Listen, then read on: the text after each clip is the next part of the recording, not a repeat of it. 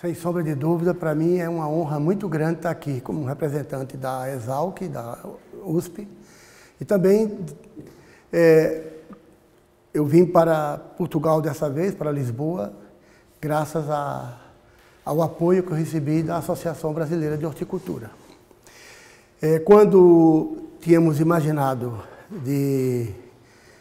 da possibilidade de eu fazer essa apresentação aqui hoje, eu comentei com o professor Domingos, que o interessante seria que eu traçasse um panorama, desse uma visão, traçando, vamos dizer assim, uma linha do tempo da nossa atividade em olericultura desde os seus primórdios. Não vou voltar à chegada dos primeiros habitantes no Brasil, porque nós não temos muita coisa documentada sobre isso. Mas eu vou iniciar essa linha do tempo com a descoberta do Brasil e mostrando a importância de Portugal na formação do conhecimento da olericultura brasileira.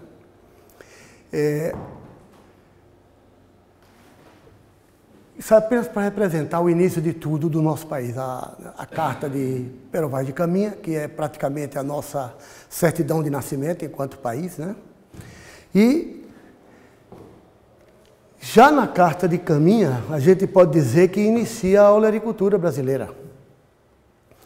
Inclusive, se inicia com um equívoco mais natural que tem ocorrido para as circunstâncias, né? Quando Caminha descreve ao El-Rei que viu os tupiniquins se alimentando de inhame. Na verdade, não se tratava de inhame, dioscória nem colocásia. Ele se refere a essas duas espécies, uma ou outra, porque aqui em Portugal já se consumia essas duas espécies.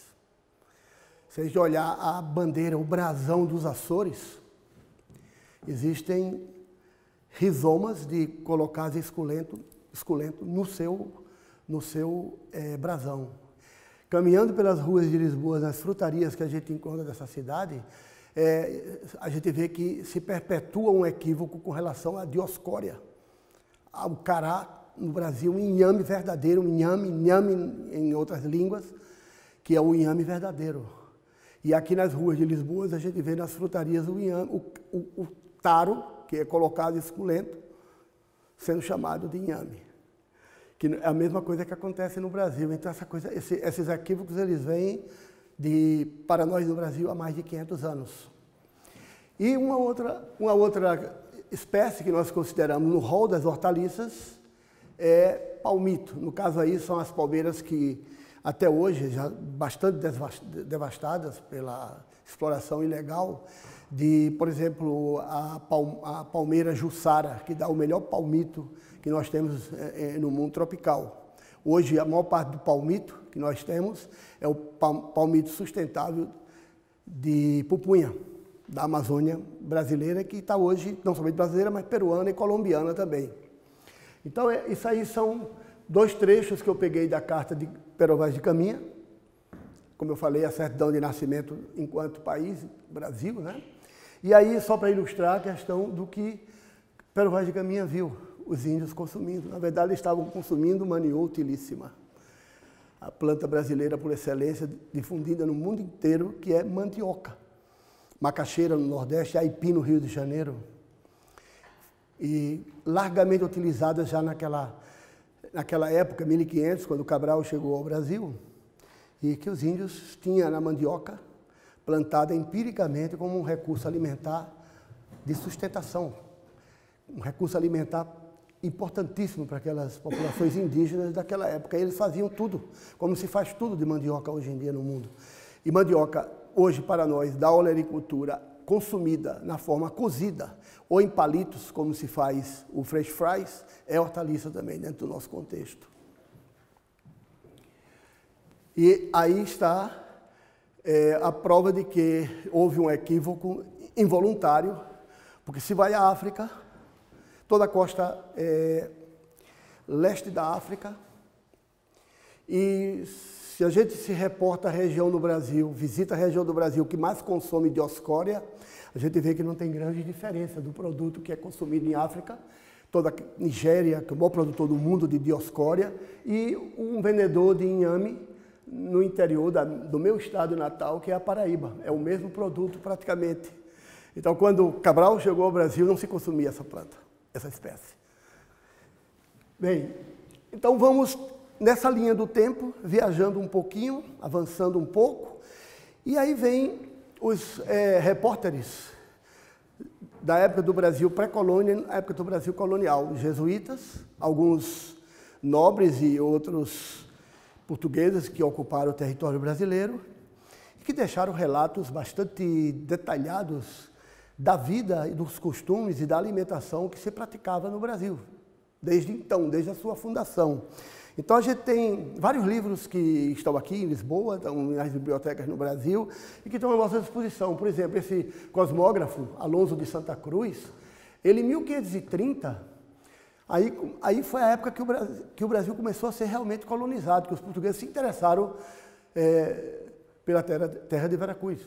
Isso foi fato histórico.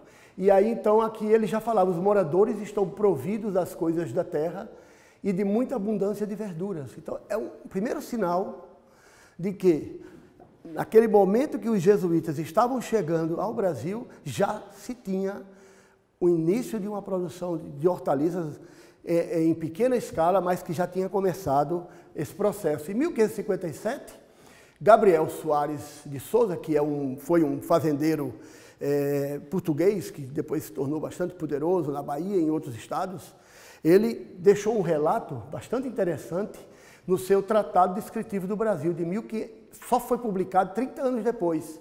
Ele assinala que, nesse livro, na Bahia, as verduras são de fazer inveja às melhores de Portugal. E comenta ainda sobre a fartura dos produtos da terra, mandioca, batata doce. Ele cita o cará e o inhame. As taiobas é uma outra arácea, não é a colocásia, é a xantossoma sagitifolium. Depois foi que entraram outras taiobas, vindas de África, vindas de outros países.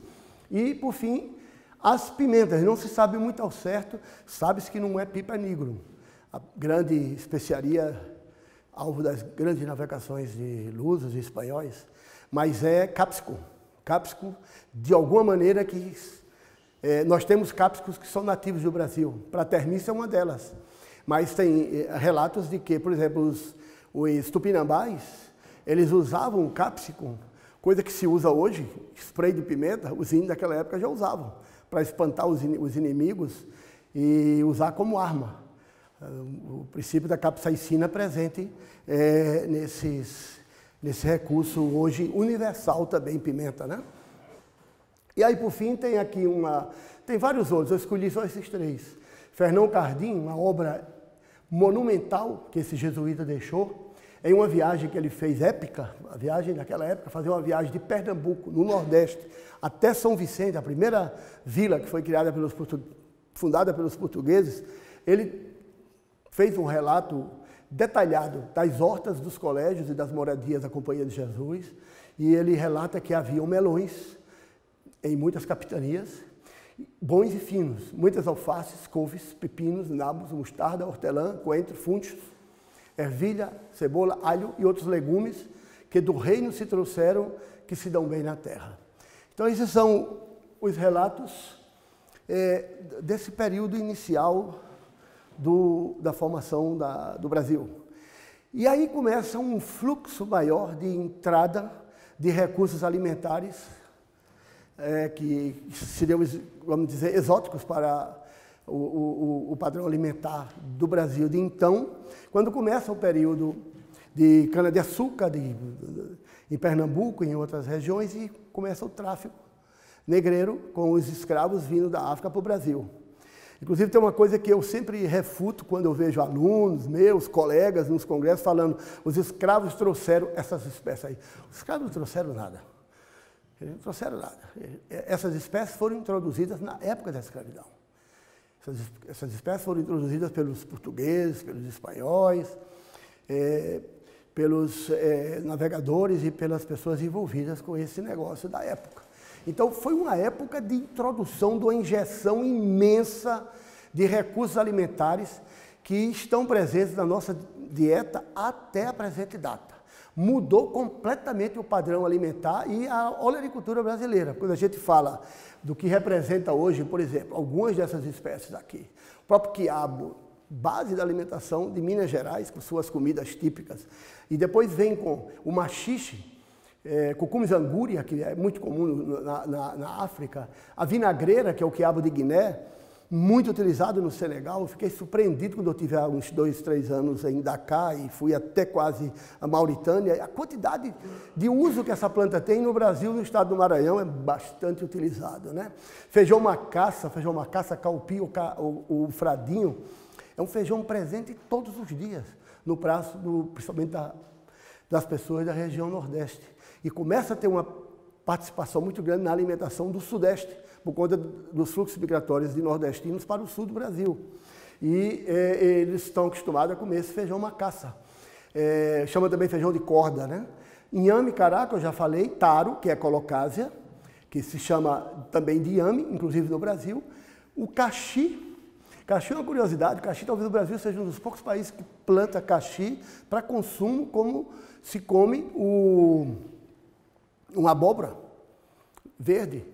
O caxi é Lagenaria cicerária, muito utilizada como porta-enxerto no mundo inteiro. Um recurso genético cobiçadíssimo por chineses, japoneses. Vocês imaginem que 70 mil hectares de melancia plantada na Coreia, eu tive a oportunidade de ver isso lá na Coreia, tem como porta-enxerto Lagenaria cicerária, que é coletada principalmente na África, mas o Brasil hoje se tornou um centro secundário de coleta de Lagenaria nativo. Os produtores de tomate, eles costumam plantar pés de caxis perto do espaldeiramento das plantas de tomate, para usar aquilo na alimentação das famílias que estão cuidando do tomate. Então, isso veio também na época dos escravos, né? A melancia. E tem outros recursos aqui também. Isso aqui é a vinagreira e aqui feijão verde, que é consumido verde, ou pode ser seco, vira macaça, o quiabo, o maxixe e o cará. Bem, eu gosto muito dessa frase. Eu reputo, e muita gente considera, essa obra monumental da história da alimentação do Brasil, de Luiz da Câmara Cascudo. Esse livro é um livro cultuadíssimo, respeitadíssimo. Esse homem foi na década de 40, ele é um antropólogo, ele recebeu uma bolsa do governo brasileiro e de uma empresa brasileira, e ele visitou a África, Portugal, ele visitou tudo quanto era país que tivesse ligação com a nossa alimentação brasileira, e escreveu a obra definitiva, adotada em todas as escolas de nutrição, se chama História da Alimentação no Brasil, em 2 volumes. Passou 40 anos sem ter uma edição nova. Essa edição é da USP, de 1969. E tem uma das frases dele, que ele diz isso aqui: o português levou a horta para onde vivia, sendo um disseminador incomparável de espécies olerícolas. Então, isso é um testemunho da importância que teve a presença portuguesa no Brasil com relação ao enriquecimento do nosso recurso alimentar na área de hortaliças. Mas tem uma documentação. Eu, quando vi isso, pessoalmente, eu vim em loco, lá em Recife, houve uma exposição de Ecaute, há uns 10 anos atrás. Eu saí de São Paulo e fui lá para assistir essa exposição. Porque Ecaute foi um dos desenhistas, pintores famosos da época, que Maurício de Nassau, quando Recife, Pernambuco e Paraíba estavam invadidos pelos holandeses, ele trouxe para ficar no Brasil por um tempo, e era um pintor já na época fabuloso. E esse homem deixou uma obra que está na Holanda, e tem outros países ali da região que tem museus com obra de Ecaute, mas esse é o maior documentário que existe sobre os recursos alimentares do Brasil no século XVII. Então, se vê esses quadros, você vê como era uma abóbora, como era um nabo.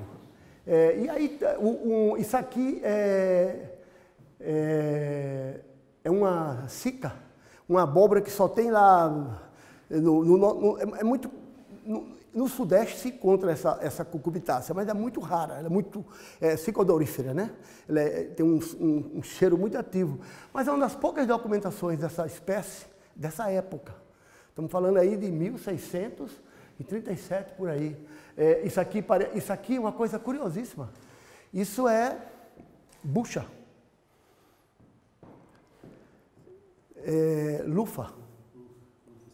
Lufa cilíndrica, que já tinha, pode ser consumida, verde, né? Ou para usar a fibra, né? E aí tem mais, a obra dele é monumental, né? Então aqui tem os melões, os maracujás, coroa de frade, e aqui vai. Uma riqueza muito grande de abóbora. Aqui são cabaças lagenárias, uma cabaça aqui, outra aqui, porque esses frutos, quando eles crescem, eles usam como reservatório de água, para transportar água. As mulheres colocam na cabeça e levam. Aqui também mais uma outra grande riqueza, a melancia daquela época, os maracujás da terra, caju, ananás, né, laranja, citros.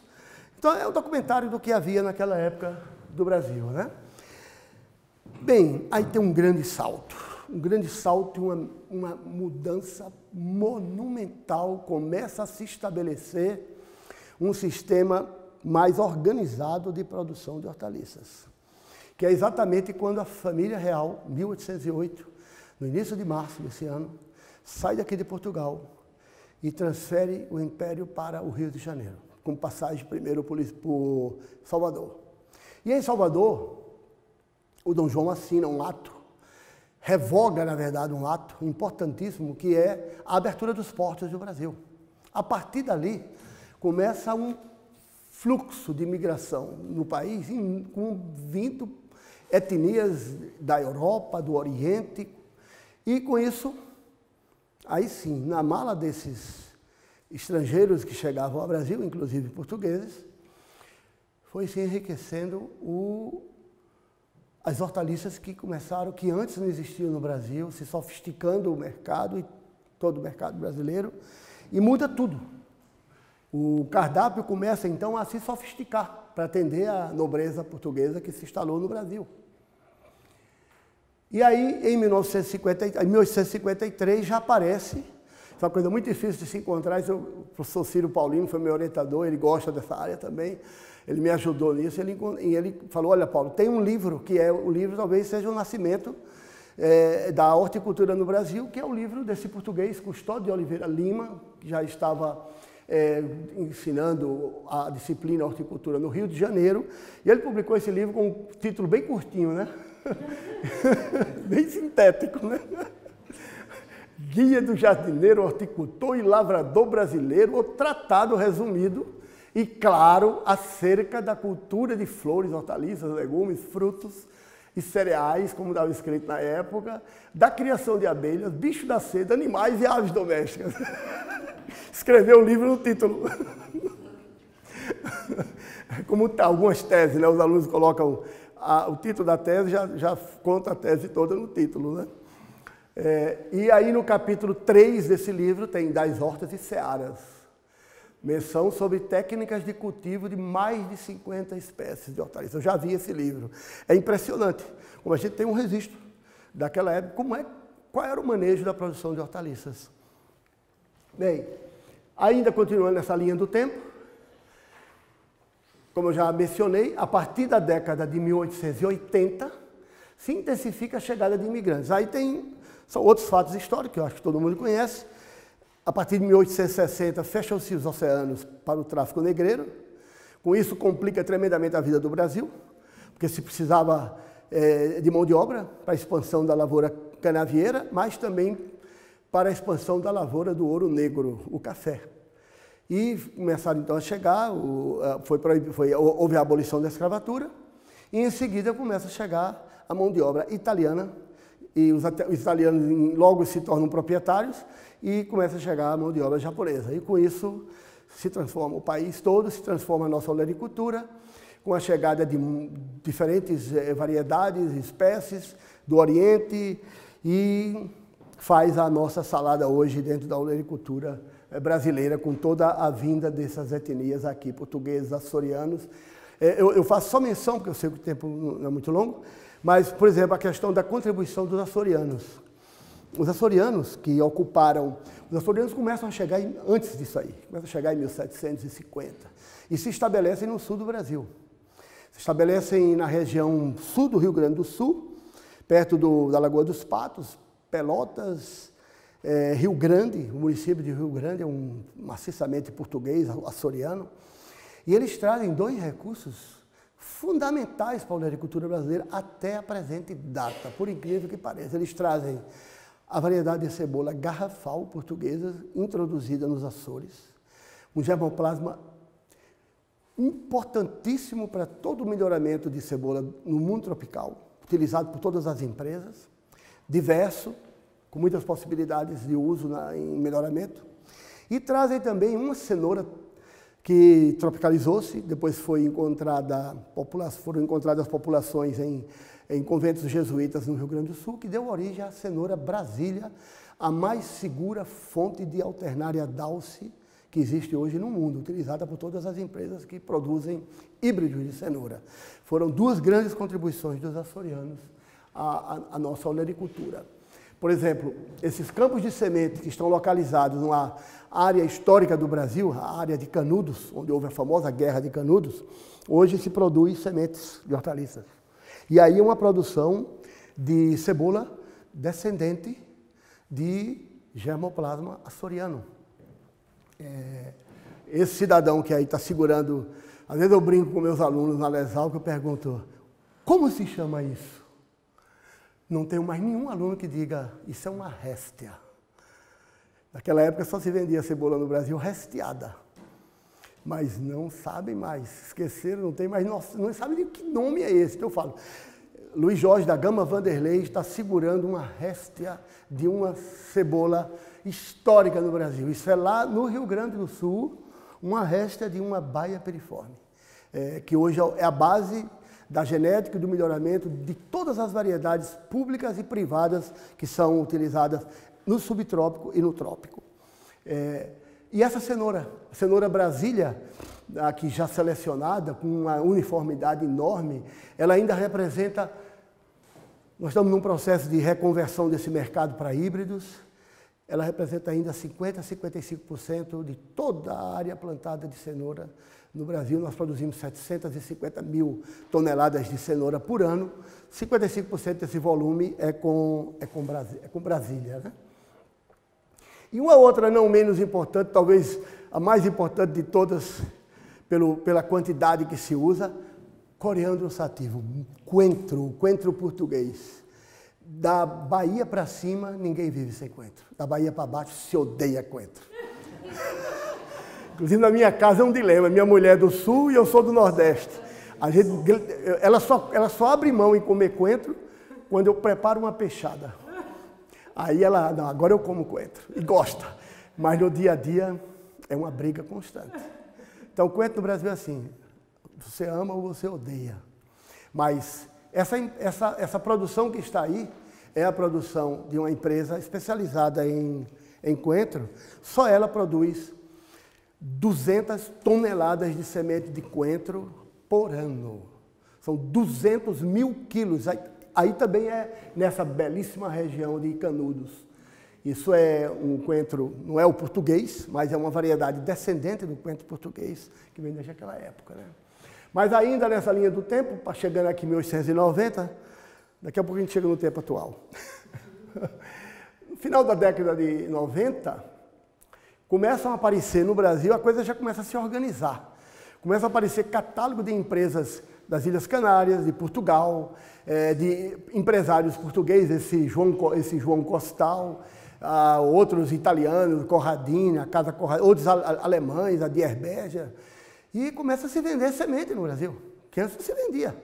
Trazia semente, se multiplicava a semente e colocando um passando para outro, e aí é o primórdio da comercialização de semente, né? E aqui tem um fato curioso, né?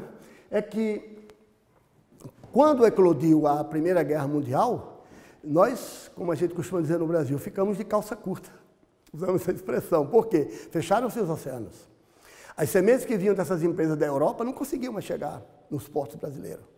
Então, diante dessa situação, tivemos de fazer nossas sementes já em caráter não mais amador, mas profissional. Começa a se estabelecer a produção de semente em território nacional e começa a se estruturar as instituições de pesquisa para fazer os screenings, os testes de variedades de alface. Então, isso aqui é uma pintura, esse acervo do agronômico eu tenho preservado, eu e minha mulher, que é pesquisadora do agronômico.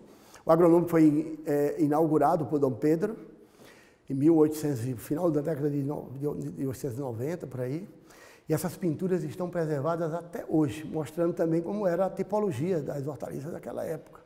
E o agronômico começou a fazer os testes em 1927 com tudo quanto era materiais que eles importavam de Portugal e de outros países, né? Aí, né, com a guerra, começam a surgir programas de melhoramento e de experimentação com hortaliças. Um dos programas mais, digamos assim, pioneiro, foi esse da estação Domingos Petrolini. Teve um melhorista aqui que foi pioneiro em trabalhar com essas cebolas oriundas do Açores.